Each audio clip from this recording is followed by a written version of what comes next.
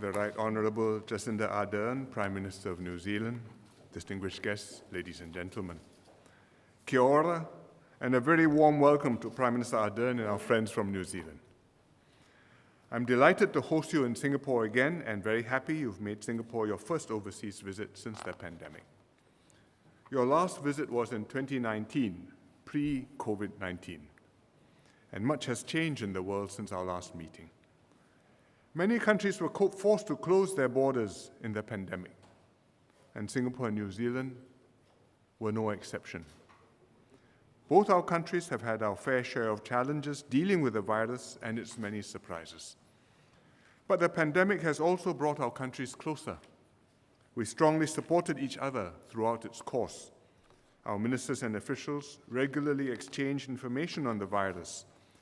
The Prime Minister and I have called each other regularly to exchange notes on our experiences. In the early days, when many flights were cancelled, we helped bring each other's citizens home. When borders were shut and supply chains had been disrupted, we formed an air freight connectivity partnership to keep food and medical supplies flowing between our two countries. In fact, the first such Singapore to New Zealand flight in April 2020 also carried 9 New Zealanders back home, including a baby. And in May that year, we jointly launched a repatriation flight to bring our citizens home from Myanmar. I'm also glad that when COVID vaccines became available, Singapore Airlines played a modest role in delivering New Zealand's first batch of vaccines on a flight that transited through Singapore. Our strong bilateral cooperation is anchored on our long-standing friendship and trust built up over decades. With similar outlooks on trade liberalization and economic integration, we join hands on many pathfinding economic initiatives. Singapore's first bilateral FTA was with New Zealand, and we were New Zealand's second bilateral FTA partner after Australia. Singapore and New Zealand started the P4 together with Chile and Brunei, which grew into the CPTPP. Most recently, we launched the Digital Economy Partnership Agreement with Chile, which several economies are now interested to join. When Singapore gained independence in 1965, New Zealand was one of the first to recognize our statehood. But our close ties go back even further. This year is the 80th anniversary of the fall of Singapore during the war, and next week we commemorate Anzac Day.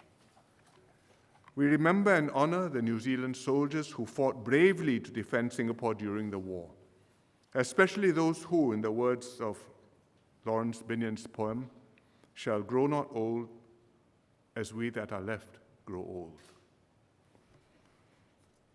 Our people-to-people ties are deep and strong.